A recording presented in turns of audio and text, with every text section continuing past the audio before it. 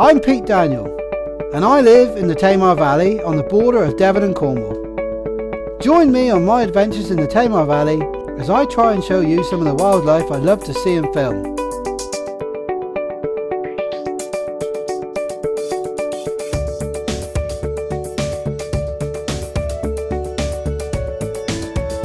As well as other projects me and my family undertake on our daily routines.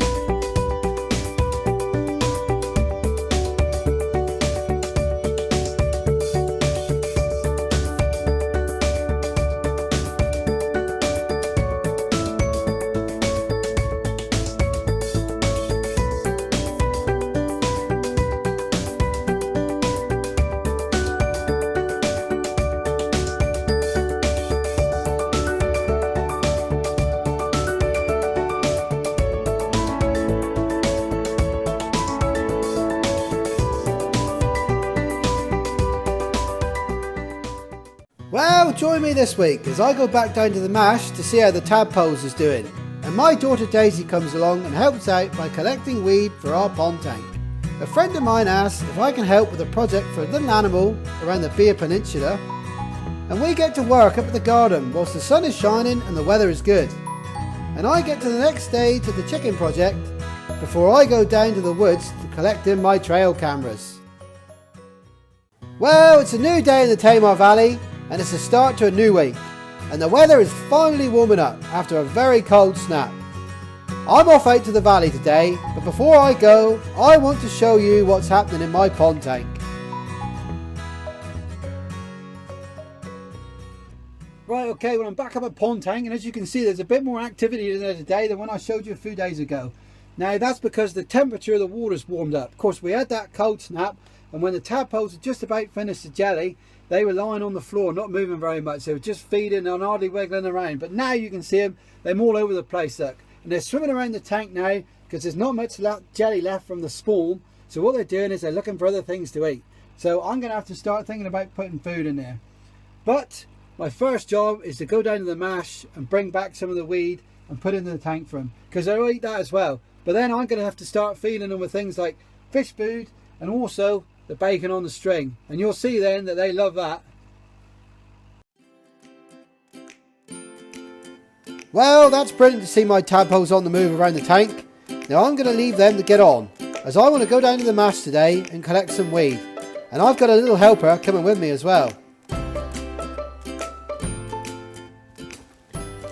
Right, okay, well I've come down to the valley today and I've brought my eldest daughter Daisy with me, and she's come on with a bucket. And why have you got that bucket, Daisy? We've got the bucket to collect some weed for our pond tank at home. Exactly, so a few weeks ago you may remember I took some frog spawn home from the mash and put it into the pond tank so I could show you them hatching out, and I want to show you all the way through in the froglets. So what I'm going to do now, because the tadpoles are swimming around, I want to get some weed in there to make it a bit more home for them. And of course this is where they come from. So we're going to get into the mash now, and hopefully we're not going to get stuck and we're not going to get a welly full of dirty water, are we? No. Right, let's try it. Let's get in there and get it, eh? Okay, so we're in the mash and Daisy's down there collecting the weed for the pond tank, and I'm just having a look around. I was expecting to come down here and see tadpoles everywhere, because if you remember I managed to get some good shots of the frogs on my trail cameras, and there was spawn everywhere down here in the mash. But I'm down here looking now and I can't see one tadpole swimming around, which is quite concerning. The only thing I can think of is after that frog spawn was laid, we had that really bad cold weather and everything seemed to freeze over. And I'm just hoping, fingers crossed, that didn't freeze down here and the ice didn't kill all the frog spawn, because if it has, it's wiped out a lot of tadpoles. I'm going to make my way down there and meet up with Daisy, and hopefully, fingers crossed, I'll see some tadpoles.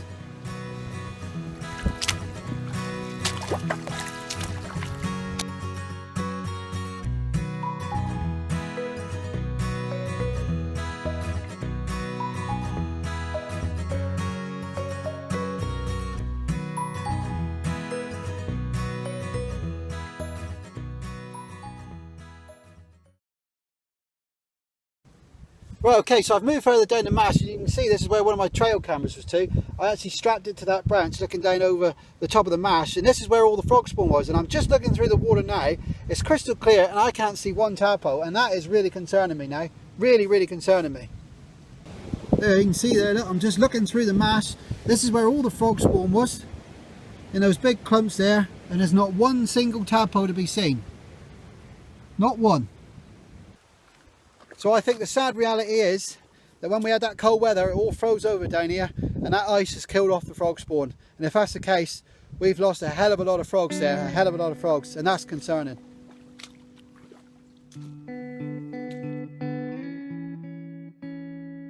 Well, do you know, that's sad news about the frog spawn down at the mash, and I'm just glad I managed to save some in my pond tank. Now, I'm off to the farm to see if I can help out a friend of mine to help a little animal that's close to my heart.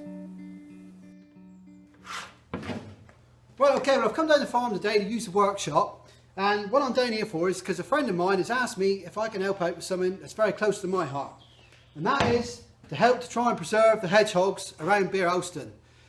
9 times out of 10 when you see an hedgehog, he's down the road, squat. Horrible to see.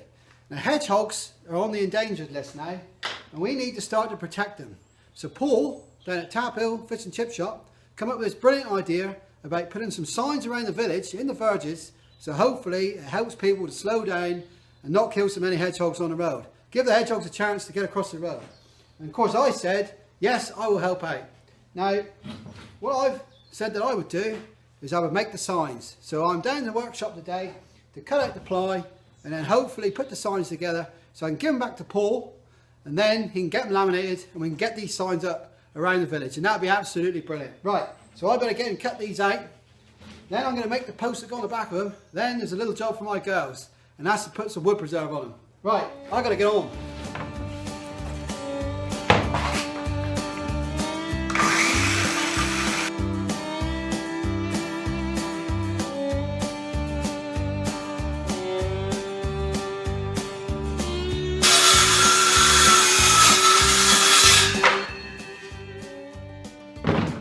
There you go, and that's the basic shape of what the hedgehog sign is going to look like. And I've cut 14 of them. I think we only need 11, but I cut 14 out just in case. So now what I've got to do is make the posts go on the back, attach them to there, and then they're ready to put some wood preserve on.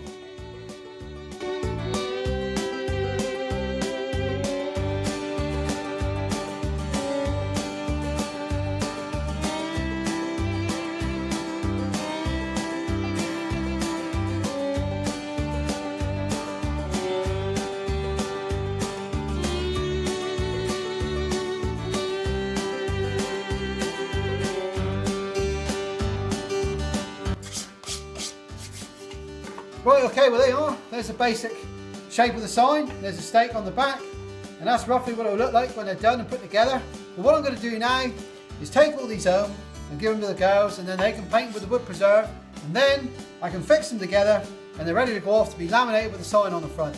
And then you can get these out in the verges around the Beer Peninsula, and hopefully, fingers crossed, that'll help to save some hedgehogs' lives, and that'll be absolutely brilliant.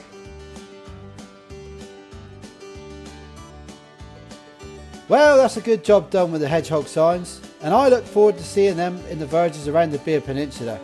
That will be a proper job. But now, there's a good spell with the weather, so us is up to the garden to get ready for the growing season.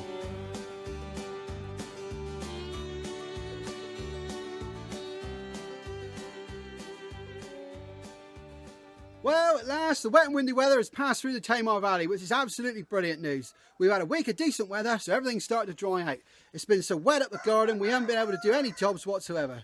So now, today, me and the girls are going to come up. We're going to uncover the garden. We're going to start doing some weeding and get it ready for rotivating. We've got dung coming tomorrow. Dad's bringing a load of dung tomorrow. We've got timber turned up this week so we can do repairs to the chicken runs, but also we're going to make some raised beds so we can grow some pumpkins and butternut squash and the carrots and the parsnips in the raised beds. That'll be absolutely brilliant.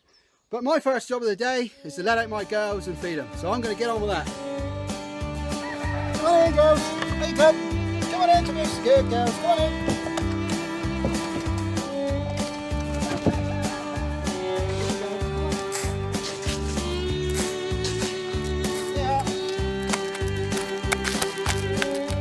Well, once the chickens is done, we can start to get on with the jobs at the garden.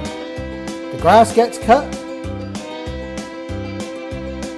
Daisy paints the hedgehog signs. And whilst Elsie paints the new bird table, me and Tash gets on with work on the raised planters. There's even time for a sneaky bacon sandwich for dinner. before it's back to work for the afternoon.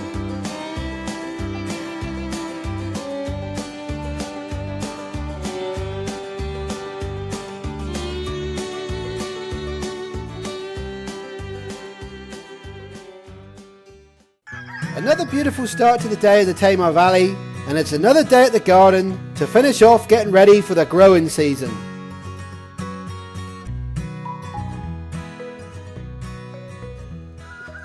Well, do you know, we had a really good day at the garden yesterday. We got so many jobs done. It was absolutely brilliant. I was really pleased. Today I got to get the garden ready for planting out. So I've been down and picked up the rotavator from Dad, and I got to get on with that because he's coming over about lunchtime with a load of dung. We're going to put it straight on the garden, and then I can turn that in, and that'll be absolutely brilliant. Right, I better get to it.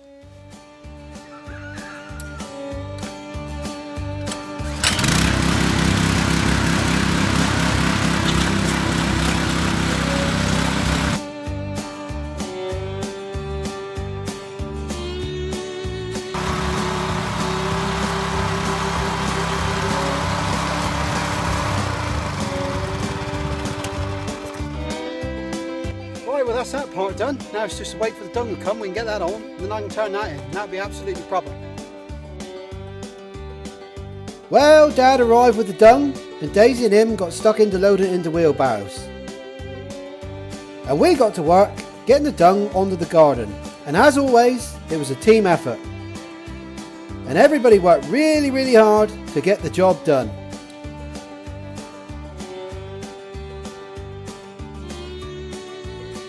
Well, do you know, we've had a really good couple of days at the garden this weekend. It's been absolutely brilliant. Tash and the girls have come up and helped me out, and they worked really hard. We've got the raised beds done, and they filled them up. They've washed the greenhouse. They filled the pots up with compost. They helped me cut the grass. We've done the chicken pen repairs, which is absolutely brilliant because they was falling apart. I really wanted to get that done. I turned the garden over and they helped get the dung on that as well and rake it around. Absolutely brilliant. There's one more job I wanted to do today, and that was to get that dung turned into the garden. But you know what? Everyone's worked that hard, everybody's knackered. So we're going to go home. I put a bit of gammon in the slow cooker this morning. I'm going to cook up a few roast spuds, Yorkshire puddings, whatnot, and I'm going to enjoy that. And I tell you what, I may even wash it down with a few pints as well.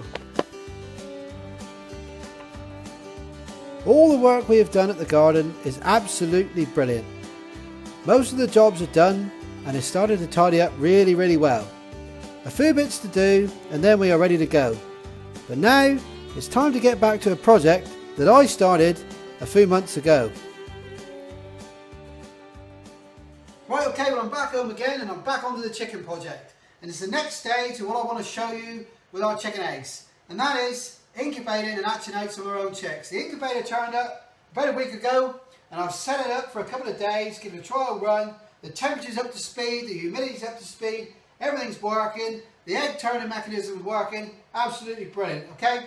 I've been collecting the eggs now for about a week, okay, the ones I want to put in the incubator. I've got 12 to go in, so now is the moment of truth. I'm going to put these eggs in the incubator, and we're going to see if Frank has done his job and fertilised these eggs, so fingers crossed. I take the lid off. As soon as I put the eggs in this incubator and put the lid back on, that's it. The magic's going to start, hopefully, fingers crossed, okay? Right, let's do this. Might hear alarm go off because the humidity and everything will drop and I'll take the lid off. But let's do it.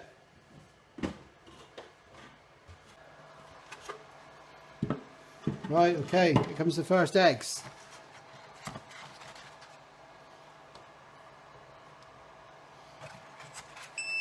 There goes the alarm, telling me that all the temperature and everything's dropping. That'll go off again shortly.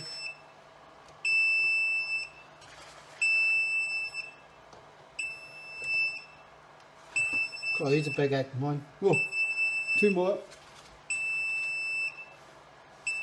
And in they go. Right, let's get the lid back on. And that's that. That'll go in, just stop that. Yep, right, okay. There, that's it. Right, that's it, the eggs is in. That's it. I've got to leave them alone now. 19 days they'll stay in the incubator in the turning mechanism. And after 19 days I take the eggs out, take the turning mechanism out, and then I lay the eggs down inside the incubator ready for hatch out. Put the lid on and you don't touch it at all then. Okay, it's what they call lockdown. The eggs go in and you don't touch them at all. Because if you do, and the eggs start to hatch, little hole peeping out through, little chick peeping, little hole through the egg, if you take the lid off, the moisture inside that incubator could drop and it causes the shell to go hard basically around the chick and you won't be able to get out the egg. So we lose that chick. So once they start after that, you've got to leave them alone. That's it. But in a few days' time, I'm hoping I can do something called candling to show you inside the egg and to make sure that the eggs are developing. And what we should see is a little air sac at the top of the egg and veins coming down through and a little embryo. And that'd be really, really good. So that's it now. I can't do any more. The eggs are in. I've got 14 eggs in there. I told the wife I was only going to do 6 eggs because she said this has got enough chickens as it is. But there's 14 eggs in there. Not all of them's going to hatch. So let's see what happens. But fingers crossed, eh? Brilliant. Well, I'm really happy to get the eggs into the incubator, and now I've just got to wait a few days before I can hopefully show you if anything's going to happen inside of those eggs. But now I'm going to get back down to the valley and pick in my trail cameras from down the wood to see if there's anything about, so fingers crossed.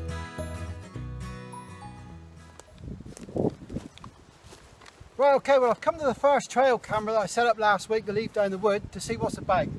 So this is down the farm end, so let's have a look and see what's on here. Hopefully, fingers crossed, we got some good results.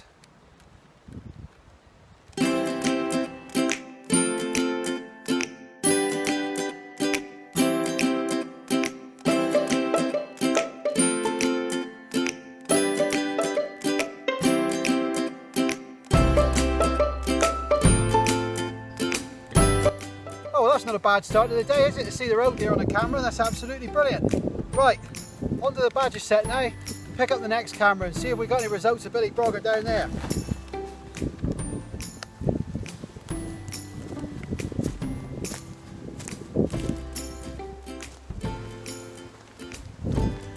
Well, okay, well this is the camera at the badger set. I'm going to have a quick look through this one because it's getting awful dark here and I think we're going to have every downpour. I've got one more camera to pick it down the other end of the wood, so have a quick look at this one a minute and see what we got. Oh, here comes the hail! Oh dear, oh dear! Oh yeah, we got some videos here. What we got?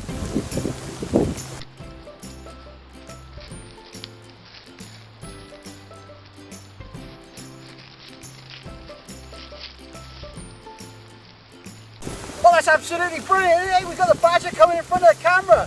Absolutely brilliant. Right, I'm going to have a look at this at home because the hail's coming down now. I've got to get out of here. Oh dear, oh dear.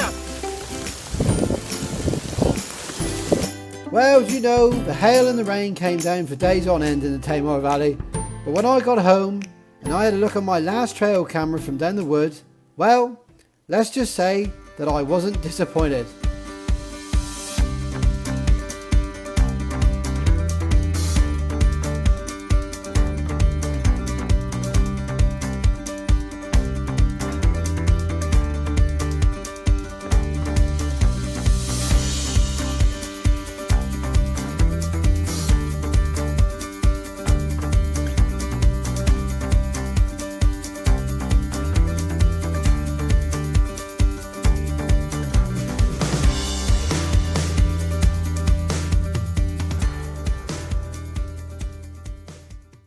Well, join me next week as I go to the garden and check my bird box cameras. And it seems like great news. I get back to the incubator to count all the eggs to see if I can show you if anything is happening. I take a trip up to the barn to see if I can show you anything of one of my favourite birds before I go to see a majestical bird of prey in the Tamar Valley.